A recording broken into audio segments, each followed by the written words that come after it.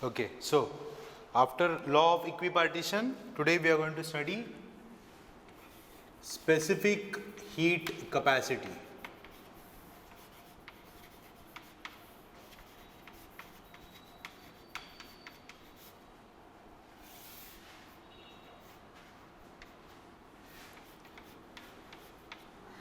Okay, 11वीत एक chapter होतं ज्याचं नाव होतं thermal expansion.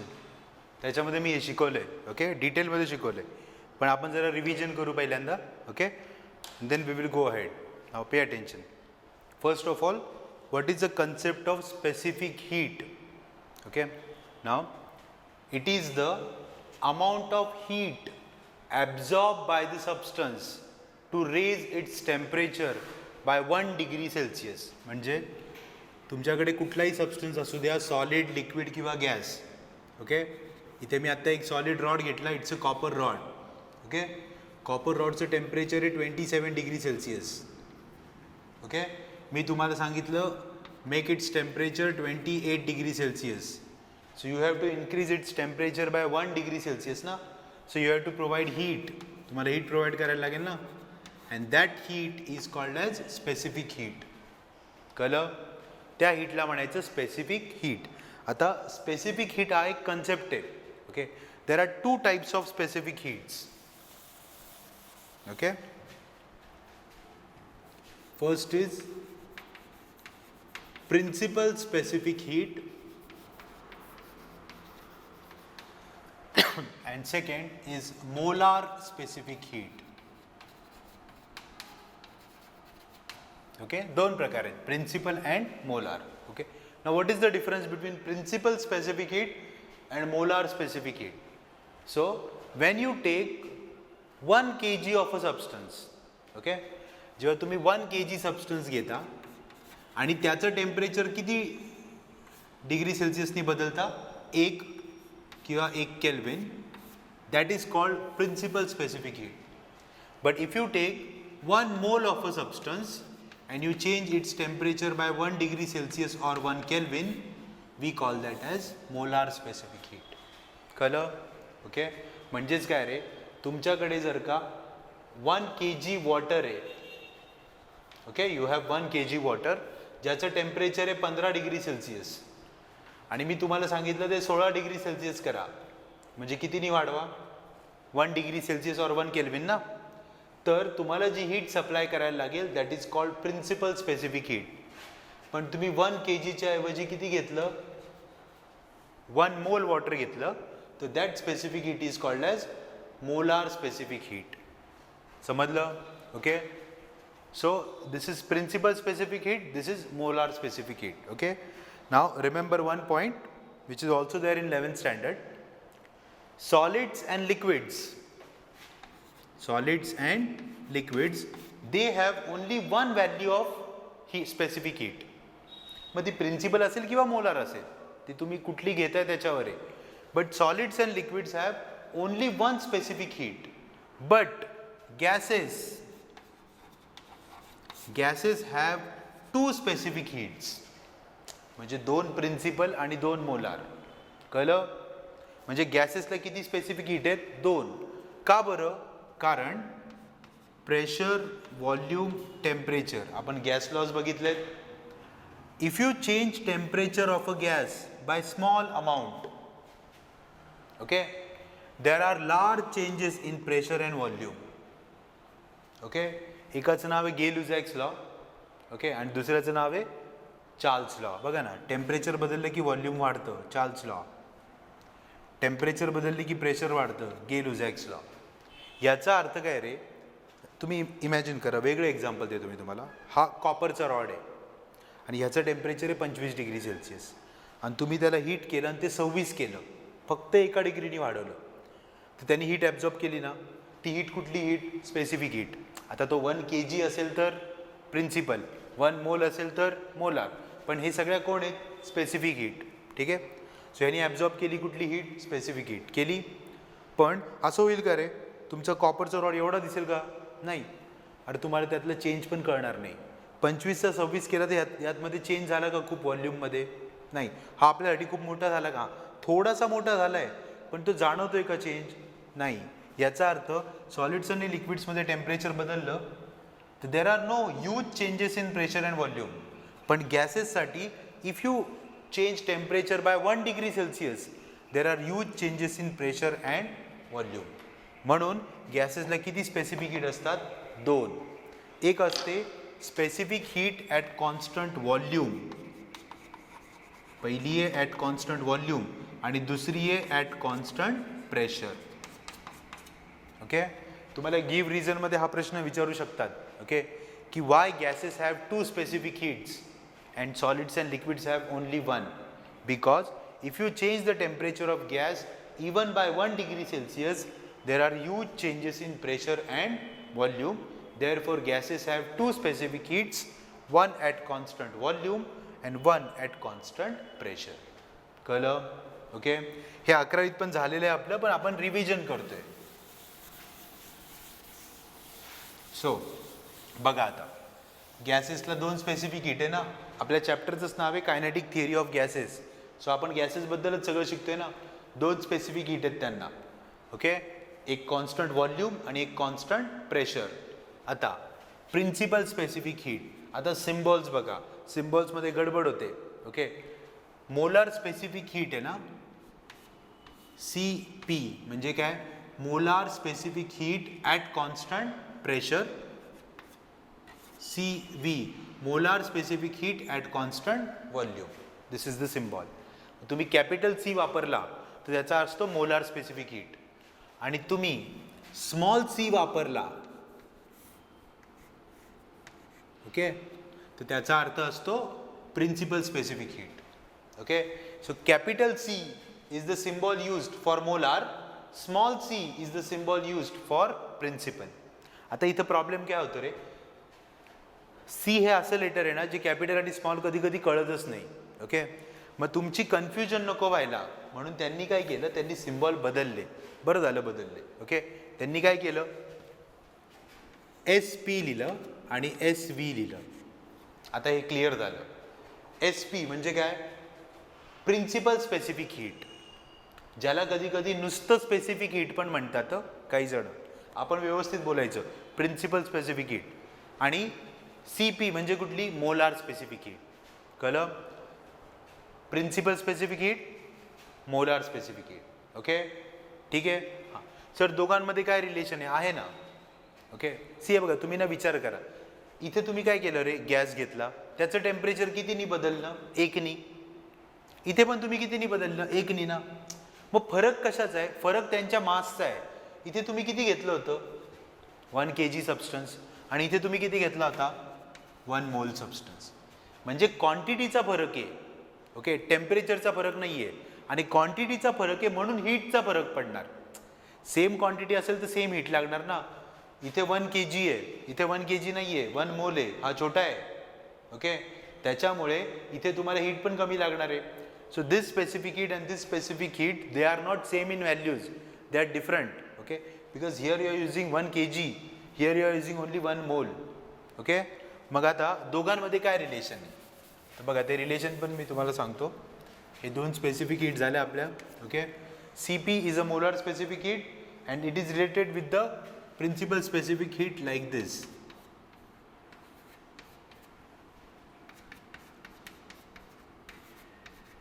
Okay, this is the relationship.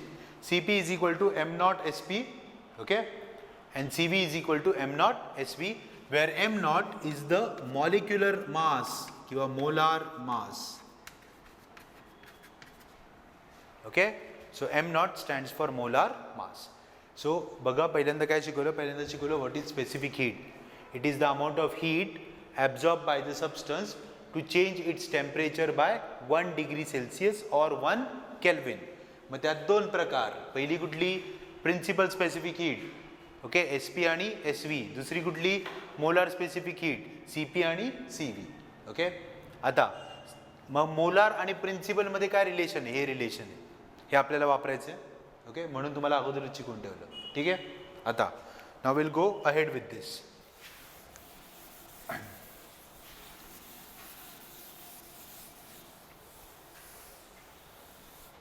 बघा, CPचा अर्थ काय रे? molar specific heat at constant pressure. CV molar specific heat at constant volume. या दोघांमध्ये एक रिलेशन आहे. Okay, what is the relation between these two? That we are going to find out now, and that is called as Mayer's equation किंवा Mayer's relation. Okay, so तुमच्या book मध्ये दिले Mayer's relation. Mayer is a name of scientist. Okay, so आता आपण हे derive करणार आहे. We are going to derive this equation. Fine, it's a small derivation. कळलं काय करतोय आपण? We are finding the relationship between CP and CV. या दोघांमधलं रिलेशन काढायचं आपल्याला. त्या इक्वेशनचं नाव आहे मेयर्स रिलेशन. ठीक आहे. आता याच्यासाठी पहिल्यांदा तुम्हाला काही गोष्टी इमॅजिन करायला लागतील. ओके, केमिस्ट्रीमध्ये एक चॅप्टर आहे त्याचं नाव आहे thermodynamics. Okay, chemical thermodynamics. Amit sir तुम्हाला तो चॅप्टर शिकवतील. केमिस्ट्रीमध्ये तो चॅप्टर खूप डिटेलमध्ये दिला आहे. मी त्यातल्या काही गोष्टी इथे वापरणार आहे. त्यामुळे जरी तुम्हाला आत्ता काही कन्सेप्ट कळले नाहीत, ओके, तरी तुम्हाला थर्मोडायनॅमिक्समध्ये या सगळ्या गोष्टी परत होणार आहेत. इवन फिजिक्समध्ये पण थर्मोडायनॅमिक्स नावाचं एक चॅप्टर आहे, याच्या पुढचाच आहे.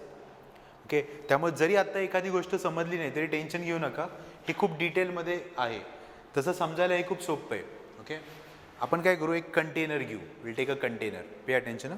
कंटेनर घेतला, त्याच्या आतमध्ये गॅस फिल केला आपण. Okay, so we are going to fill a gas inside a container. Okay, आणि त्याच्यावरती आपण पिस्टन लावला. पिस्टन म्हणजे काय रे, एक प्रकारचं कवर आहे, पण ते मूव्ह होऊ शकतं. ओके, आतमध्ये गॅस फिल केलाय, वरती पिस्टन आहे. आता पिस्टन फिक्स केला. ओके, ठीक आहे. Now how many parameters are there? Pressure, volume and temperature. So आतमध्ये मी किती गॅस टाकलाय? n moles of a gas. So I put n moles of a gas and it has some pressure, volume and temperature. काहीतरी आहे ना. Okay, आता मी काय केलं, I am going to change the temperature. Okay, लक्ष द्या. मी काय चेंज करणार आहे? टेम्परेचर चेंज करणार आहे. आणि मी कुणाला कॉन्स्टंट ठेवणार आहे? व्हॉल्यूमला. बघा, मी दोन गोष्टी ॲट अ टाइम करतोय. I am going to change temperature and I am going to keep volume constant. म्हणजे तो पिस्टन हल्लाच नाही पाहिजे. ओके, आता हा झाला गेलूज एक्स लॉ. तुम्ही टेम्परेचर वाढवलं तर प्रेशर वाढेल. पण व्हॉल्यूम चेंज झालं का? नाही, व्हॉल्यूम नाही चेंज झालं. तुम्ही तुमच्या गॅसचं टेम्परेचर वाढवलं म्हणजे तुम्ही काय केलं रे, तुम्ही त्याला हीट सप्लाय केली. ओके, गॅसला हीट सप्लाय केली. मग हीट सप्लाय केल्यावर व्हॉल्यूम वाढू शकतं ना? वाढू शकतं, चार्ल्स लॉ आहे. पण आपण कुणाला कॉन्स्टंट ठेवलं आहे? व्हॉल्यूमला.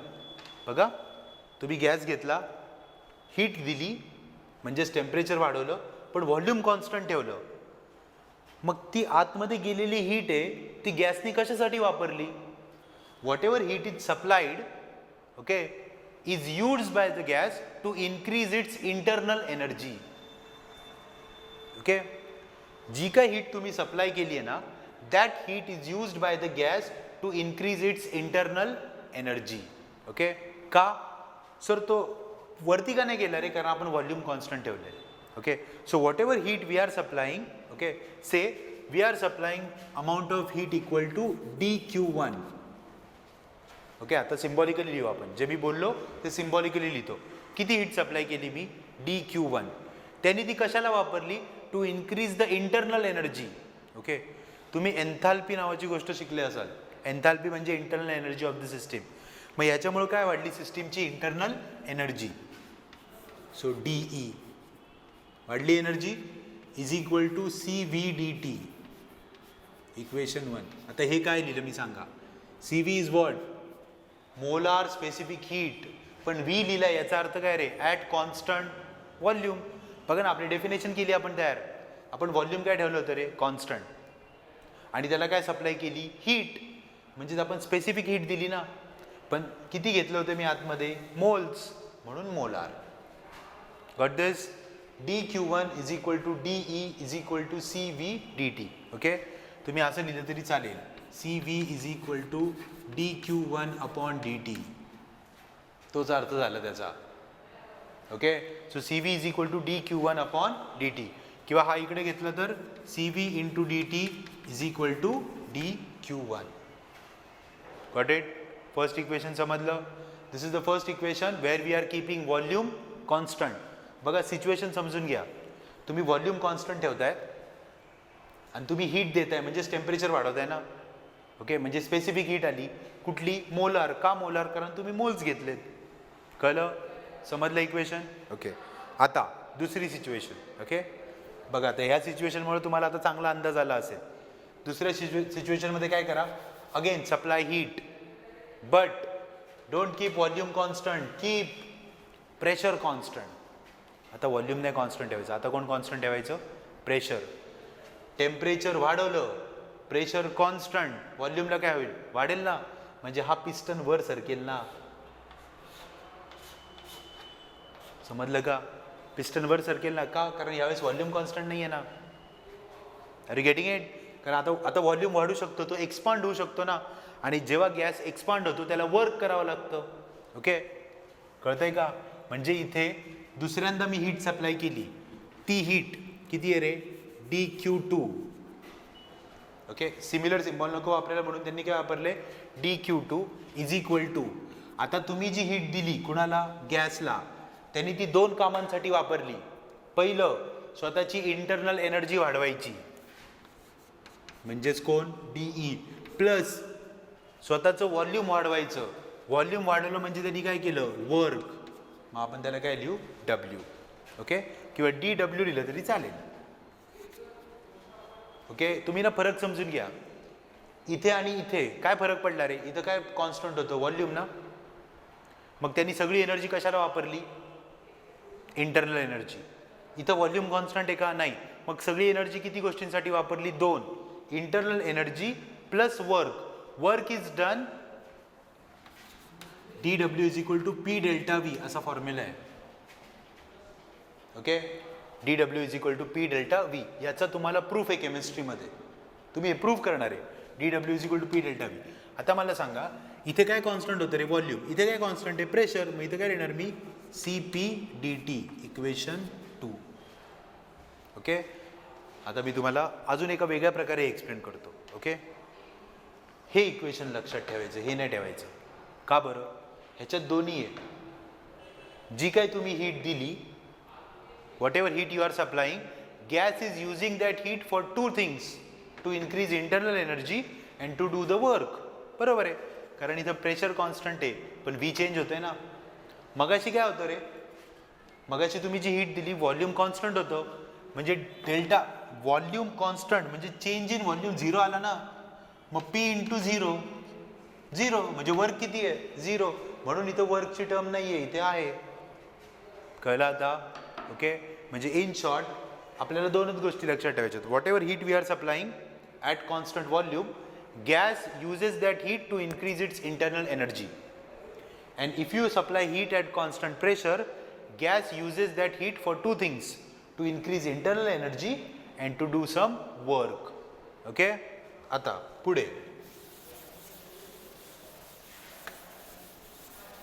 आता पुढे सगळं मॅथ्स आहे. ओके, आता सगळ्या मॅथमॅटिकल स्टेप्स आहेत. बघा, दोन इक्वेशन दिसले. I will write this equation. Equation 2 काय रे? Equation 2 DE is plus DW is equal to CP dt. चालेल? ओके, हां, DEच्या जागी काय लिहू शकतो? CV dt है ना. DE इज इक्वल टू हे ना, सबस्टिट्यूट केलं, plus DW is equal to CP dt. Okay, ही टर्म पलीकडे घ्या. DW is equal to CP dt minus CV dt. ठीक आहे. What is this? वर्क. वर्कचा आत्ताच फॉर्म्युला सांगितलं होता. काय रे? Work is equal to P delta V ना. मग DWच्या जागी काय लिहिलं मी? P delta V is equal to, ह्याच्यात कॉमन काय रे? DT CP minus CV. सगळ्या स्टेप्स कळल्या का? परत एकदा सांगतो, इकडे बघा. हे दोन इक्वेशन कळले होते, हे इक्वेशन परत लिहिलं. फक्त आता हे नाही लिहिलं, एवढंच लिहिलं. DEच्या जागी काय सबस्टिट्यूट केलं? CV dt. हा पलीकडे घेतला, मायनस झाला. वर्कचा फॉर्म्युला काय आहे? Pressure into volume, P delta V. Okay, DT common काढला. आता युझिंग आयडियल गॅस इक्वेशन. काय रे ideal gas equation? PV is equal to nRT. बरोबर. But if you take 1 mole of gas, N equal to 1 mole. मग काय येणार equation P V is equal to R T. चालेल. P तसंच P delta V लिहू is equal to R delta T. Okay. हां, आता ते काय करतात, आपण कधी कधी डेल्टा असं लिहितो, कधी कधी डी लिहितो. पुस्तकात डीच लिहिले तर मी पण सगळीकडे डीच लिहितो. चालेल. कळलं. ही व्हॅल्यू इथे सबस्टिट्यूट करा. पी डी व्हीच्या जागी काय लिहिणार R D T is equal to D T in bracket C P minus C V D T gets cancel. C P minus C V is equal to R. This is the relation between Cp and Cv. This equation is famously called as Mayer's equation or Mayer's relation. Okay, so Mayer's relation is basically a relationship between Cp and Cv. Cp आणि Cv मधलं जे काही relation आहे त्याला म्हणायचं Mayer's equation. कळलं. हे झालं Mayer's equation. ठीक आहे. आता युजली काय होतं रे, units are very important. Pay attention. हा. ओके. आता इथं दोन गोष्टी आहेत. ओके. इथे पहिली काय आहे रे, इथे आहे मेकॅनिकल एनर्जी आणि हीट एनर्जी. तुम्ही आरला ना युनिव्हर्सल गॅस कॉन्स्टंट म्हणता. Okay. So there are two things, mechanical energy and heat energy. पण आपल्याला सवय काय असते रे, आपण ना युजली हीट एनर्जी ओके कॅलरीमध्ये मोजत असतो. जी काही हीट आपण सप्लाय करतो ना ती आपण कॅलरीमध्ये मोजतो आणि मेकॅनिकल एनर्जी आपण जूलमध्ये मोजतो. बघा, एक आपण कॅलरीमध्ये मोजतो आणि एक जूलमध्ये मोजतो. आणि आपल्याला माहिती आहे कॅलरी हे एसआय युनिट नाही आहे. ओके. हे रिलेशन लक्षात ठेवा. 1 calorie is equal to 4.18 joule. आणि हे एसआय युनिट आहे. मग असं गोंधळ नको व्हायला ना की एक कॅलरी ते आणि एक जूलमध्ये.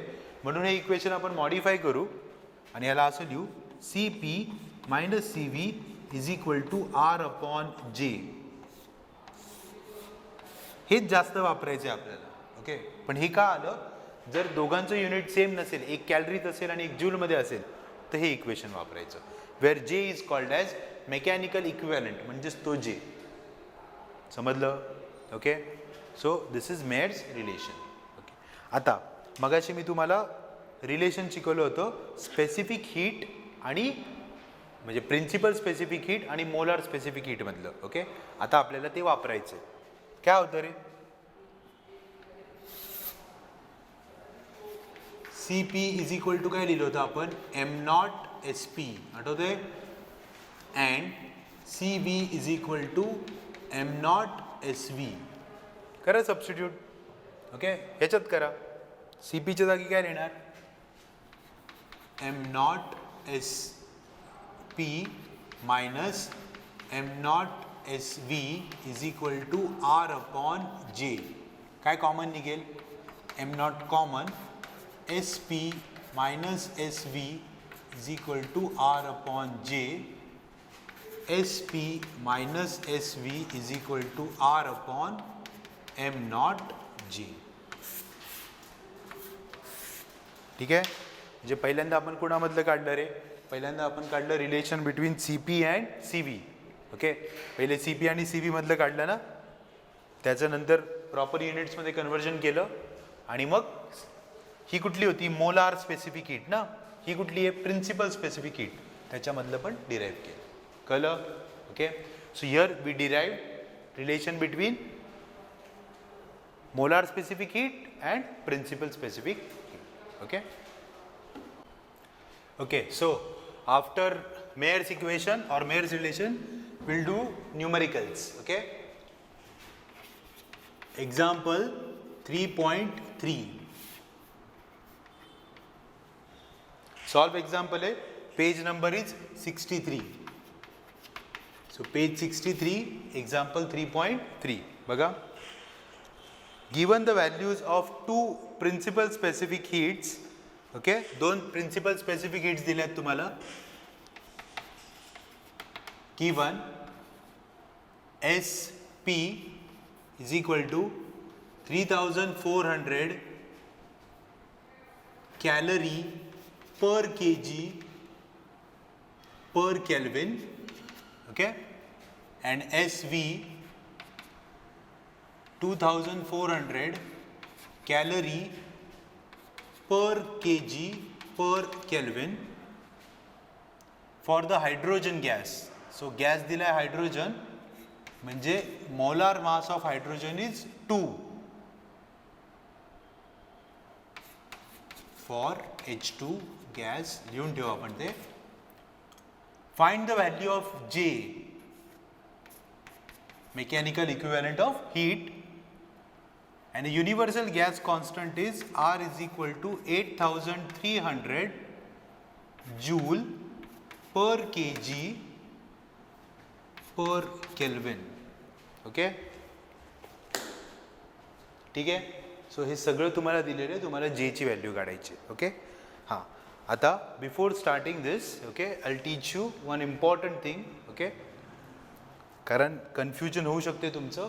हे केमिस्ट्रीत झालंय तुम्हाला. ओके, आर ची व्हॅल्यू, ओके, ती 8300 तुम्ही आजपर्यंत कधीच बघितली नसेल.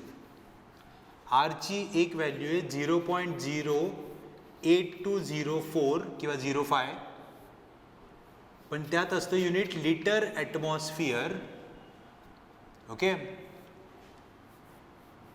पर मोल पर केल्विन. ओके, ही व्हॅल्यू तुम्ही वापरली आहे. मग आता झालं काय रे, हे मोल केल्विन ठीक आहे, हे लिटर ॲटमॉस्फिअर आहे ना.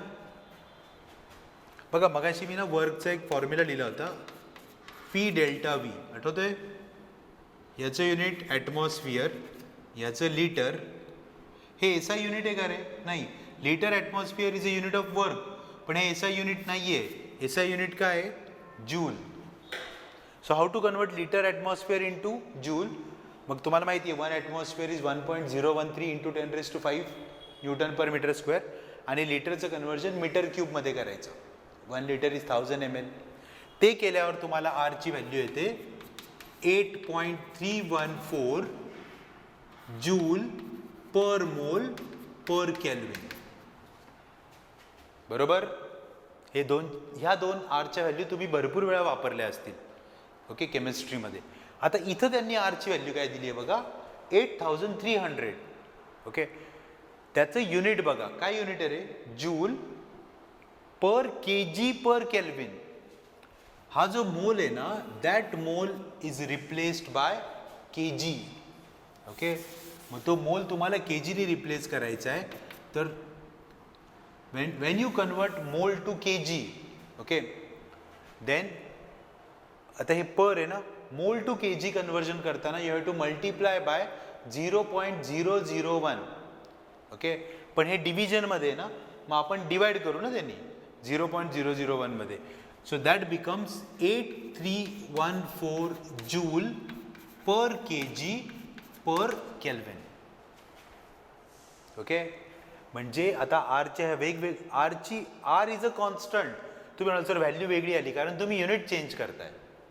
इथे लिटर ॲटमॉस्फिअर आहे, इथे मोल आहे, इथे केजी आहे. आता ती 8314 आहे ना, त्यालाच नियरली 8300 घेतात. म्हणून तुम्हाला इथं देताना आरची व्हॅल्यू काय दिली आहे? 8300 joule per kg per kelvin. Okay, कळलं? याचाच अर्थ काय रे, या आरच्या वेगवेगळ्या व्हॅल्यू आहे, फक्त ही व्हॅल्यू तुम्ही पहिल्यांदा शिकली असतात. ओके, केमिस्ट्रीमध्ये अमित सर तुम्हाला हे अजून डिटेलमध्ये शिकवतील. ओके, पण जेवढं गरजेचं आहे तेवढं मी सांगितलेलं आहे. ठीक आहे. नाव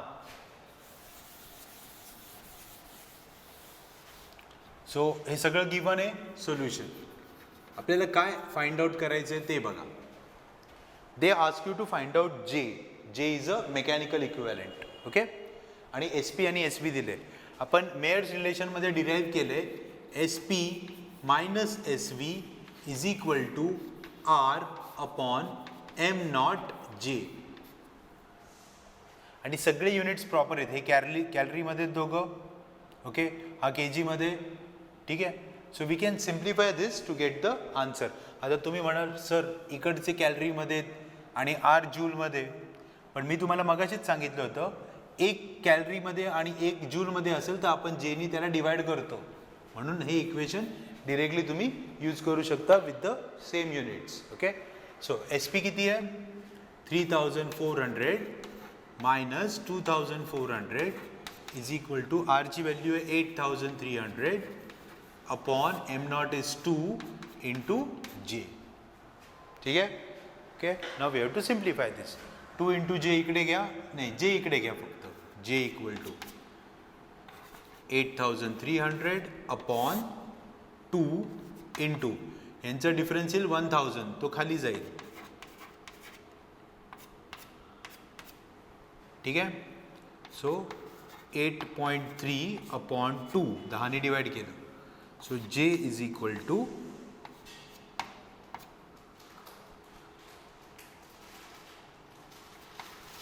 4.15 करेक्ट आहे. ओके, आणि जेचं युनिट असतं joule per calorie.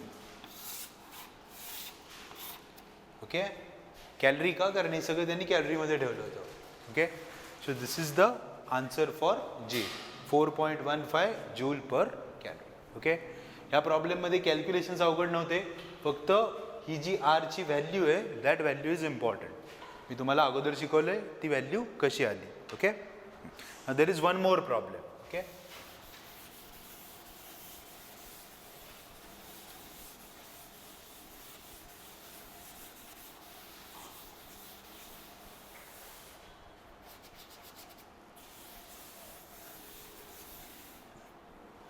look at that next problem. काय बघा, example 3.4 page number 63. See the problem. The difference between two molar specific heats of a gas is 8000 joule per kg per Kelvin. Okay, दोन molar specific heat असते CP आणि CV, त्यांच्यातला difference दिलाय 8000 joule per kg per kelvin. ठीक आहे. पुढे, if the ratio of two specific heats, दोघांचा ratio CP upon CV is equal to 1.65. CP upon CV चा रेशो किती आहे 1.65.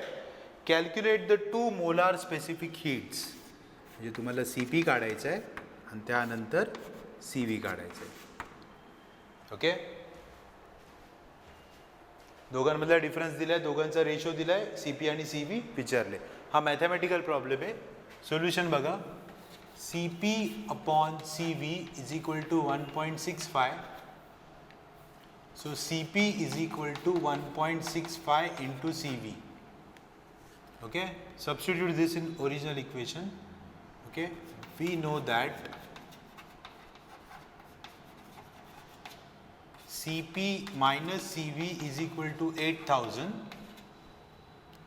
So CP ला काय लिहिणार आपण 1.65 CV minus CV is equal to 8000. So 1.65 minus 1, 0.65 CV is equal to 8000. So CV is equal to 8000 upon 0.65. Okay, now carry out this calculation by log. Answer comes 12307. 12307.69 joule per kg per kelvin. ठीक है, दिस is your CV. हा CV आला. एकदा CV आला, CP काढू शकता. What is CP? CP is equal to 1.65 into CV. So CP is equal to 1.65 into 12307.69. या दोघांना मल्टिप्लाय करा. Again you can do this by log. Your answer will come 20307.69 joule per kg per Kelvin. Okay, so here we calculated two values, value of CP and value of CV. Okay, so हे दोनच numerical होते. जो part specific heat कॅपॅसिटीवर दोन numerical होते ते दोन्ही झाले. Okay